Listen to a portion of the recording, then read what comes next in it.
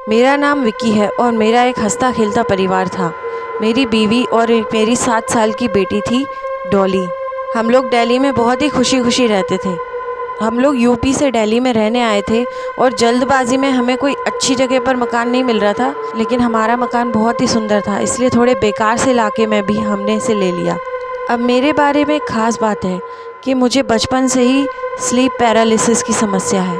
मतलब सोते समय कभी कभी मुझे बहुत ही डरावना सपना आता है और मैं अचानक से फ्रीज़ हो जाता हूँ।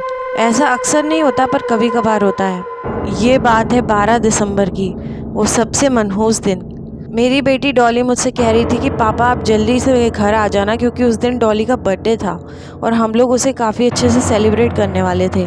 लेकिन बॉस ने मुझे एक ज़रूरी असाइनमेंट दे दिया और मैंने घर पे फ़ोन करके कहा कि मैं थोड़ा लेट आऊँगा। डॉली बहुत ही ज़्यादा नाराज़ थी मुझसे, लेकिन मैंने सोचा कि उसके लिए एक बहुत अच्छा गिफ्ट ले जाऊँगा तो वो झट से खुश हो जाएगी। अब मैं ऑफिस में काम कर रहा था कि काम करते करते अचानक मुझे नींद आ गई और जब मैंने आंखें खोली मैं अपनी पैरालिसिस की स्टेट में था। और सबसे डरावनी चीज़ जो मैंने देखी वो सामने डॉली थी और डॉली रोते हुए कह रही थी, पापा वापस आ जाओ, पापा मुझे बचा लो। कुछ समय बाद ये सपना ख़त्म हुआ और मैं जाग गया। तब मैंने इसके बारे में ज़्यादा नहीं सोचा। उसी वक्त मेरे फ़ोन पर मेरे पड़ोसी शर्मा जी का कॉल आया और उन्होंने जो मुझे बताया वो सुन के मैं हैरान रह गया। उन्होंने बताया कि आपके घर पर चोर घुस आए हैं, आप जल्दी आ जाइए। हमने पुलिस को कॉल कर दिया है।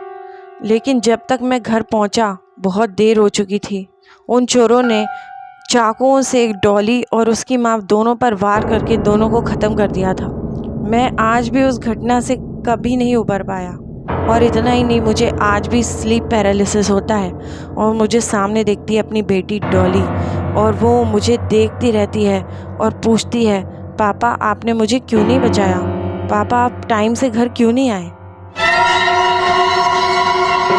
मेरा नाम राखी है और मैं अपने बेटे उदय के साथ रहती हूँ।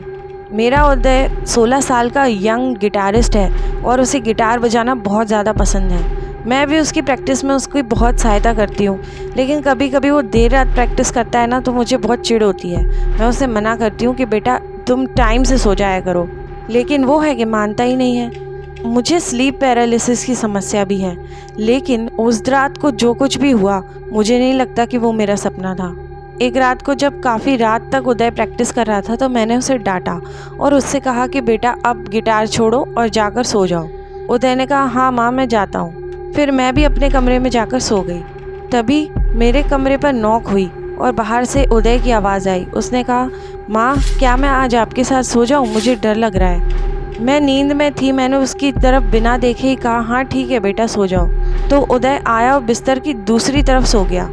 मैं तो पूरी तरह नींद में थी, मैं तो सो रही थी, लेकिन अचानक से पता नहीं क्यों मुझे बड़ा अजीब सा लगने लगा कि जैसे यहाँ कुछ गड़बड़ है। तभी मुझे एक बहुत ही गंदी सी बदबू आने लगी अपने कमरे में, जैसे कि कुछ सड़ रहा हो, और ये गंदी बदबू शायद उदय में से आ रही थी। मैंने उदय को टोका कि बेटा आज तुम नहाए नहीं हो क्या, लेकिन उदय ने कुछ जवाब नहीं दिया, जो कि बड़ी अजीब बात थी। तभी अचानक से गिटार बजने की आवाज़ दूसरे कमरे से आने लगी।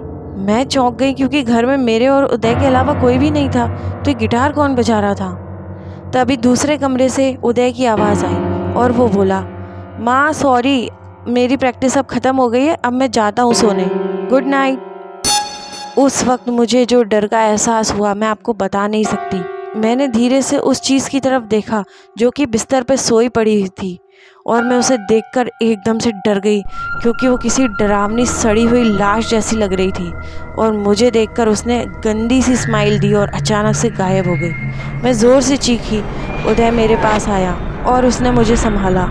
ऐसा मुझे न पहले कभी महसूस हुआ था और ना कभी आगे हुआ, इसलिए मैं मानती हूँ कि वो मेरा स्लीप पैरालिसिस नहीं बल्कि सच में कोई डरावनी चीज़ थी